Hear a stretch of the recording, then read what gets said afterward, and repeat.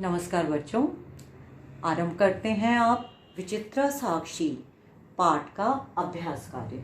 इसका सबसे पहला प्रश्न है पूर्ण वाक्येन उत्तरत, यानी कि आपको प्रश्नों के उत्तर देने हैं। और सबसे पहले प्रश्न का क भाग, निर्धना जना कथम वित्तम उपार्जितवान। निर्धन व्यक्ति ने कैसे धन प्राप्त किया, कैसे धन प्राप्त किया था। पहले अनुच्छेद की आरंभ की पंक्ति में ही आपको मिल रहा है इसका उत्तर। भूरी परिश्रम में, मैं आपको केवल संकेत दे रही हूँ कि बहुत अधिक परिश्रम करके उसने धन को प्राप्त किया। तो निर्धना जना कथम वित्तम उपार्जितवान, कैसे धन कमाया। भूरी, बहुत अधिक, परिश्रम में, परिश्रम करके। पहले प्रश्न का ख भाग, जना किमर्थम पदाति गच्छति। पदाति ए, पैदल ही क्यों जाता है। वो किस लिए पैदल जा रहा है, अपने पुत्र से मिलने के लिए। क्योंकि उसके पास धन नहीं है, इसलिए वो बस साधन से नहीं जा सकता, बस यान से नहीं जा सकता। वो कैसे जा रहा है, पदाति एव, क्यों जा रहा है। धन अभावेन, धन के अभाव से। या आपको क्या उत्तर दिया गया था, अर्थकार्षयेन, अर्थ माने धन, अर्थकार्षयेन अर्थात धन के अभाव से वो पदाति एव गच्छति। तीसरा ग भाग, प्रसृते निशांधकारे स किम अचिंतयत। अंधकार के फैल जाने पर उसने क्या सोचा। उसने क्या सोचा था कि इस निर्जन विजन प्रदेश में यात्रा करना शुभ नहीं है, इसलिए उसे कहीं रुक जाना चाहिए। तो इसका उत्तर आप पहले अनुच्छेद से ही ढूंढ कर लिखेंगे, यत विजने प्रदेशे पद यात्रा न शुभः। इसलिए वो क्या करता है, किसी गृहस्थ के यहाँ रुक जाता है। आपको केवल यही लिखना है, विजने प्रदेशे पद यात्रा न शुभः। उसके बाद घ भाग, वस्तुतः चोरः कः आसीत्। चोर कौन था वास्तव में, क्या वो निर्धन व्यक्ति था। आपने पूरे पाठ को पढ़ा है ध्यान से। क्या आप अच्छे से जानते हैं कि जो आरक्षी था, जो उस गांव का पहरेदार था, वही चोर था, ना कि वो निर्धन व्यक्ति। तो आरक्षी, इसका उत्तर एक पद में भी बनता है। और यदि आपसे निर्देश दिया जाता है एक पद में उत्तर दें, तो आप एक पद में ही लिखेंगे कि आरक्षी, गांव का जो आरक्षी था वही वास्तव में चोर था। जनस्य क्रंदनम निशम्य आरक्षी किम उक्तवान। लोगों के क्रंदन को सुन करके आरक्षी ने क्या कहा।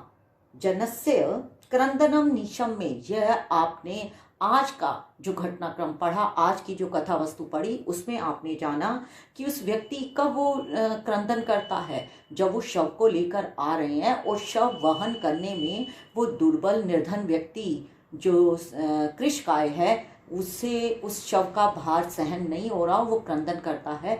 तो उससे वो क्या कहता है, तो आज जो आपने पढ़ा उसी के आधार पर उत्तर देंगे। जब तस्मिन दिने, अगर उस दिन तुमने मुझे मंजूषा ले जाने से, उस बेटी को ले जाने से ना रोका होता, तो तुम्हें इस तरह से इस कार्य को नहीं करना पड़ता। तो इस वाक्य को आप यहाँ से आरंभ करेंगे, यत तस्मिन दिने, यहाँ से आरंभ करके इति तक। अगला प्रश्न है, मति वैभवशालिना दुष्कराणि कार्याणि कथम साध्यन्ति। कैसे जो बुद्धिशील व्यक्ति होते हैं वो कैसे नीति युक्तिम समालंब्य लीला एव, हंसी हंसी में ही वो निर्णय कर देते हैं। जो मति वैभवशाली होते हैं अर्थात जो बुद्धिमान व्यक्ति होते हैं, वो नीति युक्तिम, युक्तिम लिखना जहाँ पर, नीतिम युक्तिम समालंब्य, नीति और युक्ति का सहारा लेकर के पाठ के अंत की जो पंक्तियां हैं उसमें से आप इस उत्तर को लिखेंगे। इस प्रकार से यह जो प्रश्न है, ये जितने प्रश्न हैं, ये आपको अनुच्छेद देकर ही पूछे जाएंगे कि अनुच्छेद के आधार पर। आज ये पूरे पाठ के आधार पर इन प्रश्नों के उत्तर लिखने का आपने अभ्यास किया, आपको संकेत दे दिए गए हैं और इसके आधार पर आप इन उत्तर को अपनी संस्कृत संचिका में लिखेंगे। द्वितीय प्रश्न, रेखांकितम पदम आधृत्य प्रश्न निर्माणम कुरुत। पहला प्रश्न आपके पास है, पुत्रम द्रष्टुम स प्रस्थित। तो पुत्रम किसको देखने के लिए, कम, आप लिखेंगे कम। दूसरे प्रश्न में आपके पास है, करुणा प्रो गृही तस्मै आश्रय प्रायच्छत, किसको उसने आश्रय दिया, करुणाप्रह गृही ने, तस्मै, तस्मै के स्थान पर आएगा कस्मै। उसके उपरांत चौरस्य के स्थान पर आप लिखेंगे कस्य। फिर है न्यायाधीश बंकिम चंद्र आसीत, बंकिम चंद्र न्यायाधीश था, न्यायाधीश कौन था, तो कह लिखेंगे। अगर नाम के बंकिम चंद्र नाम साथ में लिखा होता, नाम शब्द भी होता, तब हम किम लिखते, क्योंकि नाम न शब्द नपुंसकलिंग है। लेकिन बंकिम चंद्र नाम का व्यक्ति था ऐसा नहीं है, वह कौन था, तो आप बंकिम चंद्र के स्थान पर यहाँ कह लिखेंगे। ये नहीं सोचेंगे कि हमें कहा गया है कि नाम जब भी हो तो आपने किम लिखना है। किम तब लिखा जाता है कि जब नाम शब्द भी दिया हुआ हो। जैसे आपसे कहा जाए तस्य नाम बंकिम चंद्र आसीत, उसका नाम बंकिम चंद्र था, तब आप लिखते कि तस्य नाम किम आसीत, लेकिन वह बंकिम चंद्र था, तो आप अब यहाँ लिखेंगे बंकिम चंद्र के स्थान पर कह। वह कौन था, न्यायाधीश कौन था, बंकिम चंद्र। इसके उपरांत अगला पांचवा भाग, स भार वेदनया क्रंदति स्म, कया भी लिख सकते हैं, लेकिन कया साधन होने पर ही हम भार वेदना की तृतीया स्त्रीलिंग लेकर के कया लिखें। लेकिन यहाँ के क्यों चिल्ला रहा था, किस कारण से, आप लिखेंगे कथम, कैसे, भार की वेदना से, किस प्रकार से, किस कारण से, तो यहाँ कथम ही उपयुक्त शब्द है। अगला है उभौ शवम त्वरे स्थापित मंतो, उन दोनों ने चौराहे पर शव को रख दिया, तो कहाँ, आप कहाँ, चत्वरे के स्थान पर, चबूतरे के स्थान पर आप क्या लिखेंगे, पुत्र। तो यहाँ प्रश्नवाचक शब्द आपको मैंने संकेत के रूप में लिखकर समझा दिया है। तो प्रश्न निर्माण आपको इस प्रकार से करना है। इस कार्य को भी आप अपनी संस्कृत संचिका में करेंगे। संधि और संधि विच्छेद पाठ के साथ साथ आपको समझाया गया।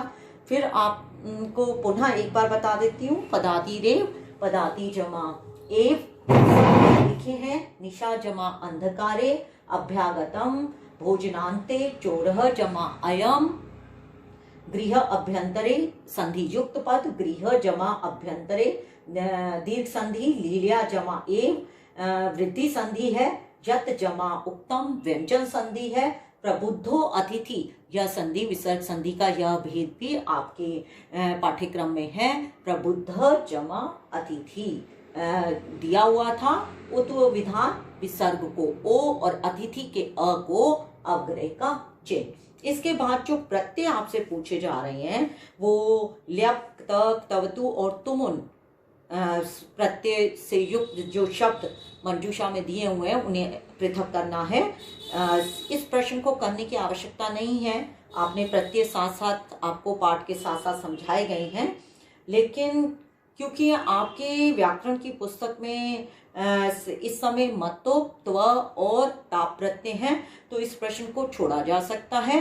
लेकिन फिर भी यदि आप करना चाहते हैं तो कर सकते हैं। परिश्रम में ल्यप प्रत्यय, उपार्जितवान तवतु, दाप्यतुम, तुमुन, प्रस्थितक त, द्रष्टुम, तुमुन, विहाय ल्यप, पृष्ठवान तवतु, प्रविष्ट त, आदाय ल्यप, क्रोशितुम, तुमुन, नियुक्त त, अनीतवान तवतु, निर्णेतुम, तुमुन, आदिष्टवान तवतु, समागत्य ल्यप, निशम्य ल्यप, प्रोच्य ल्यप और अपसाद्य ल्यप।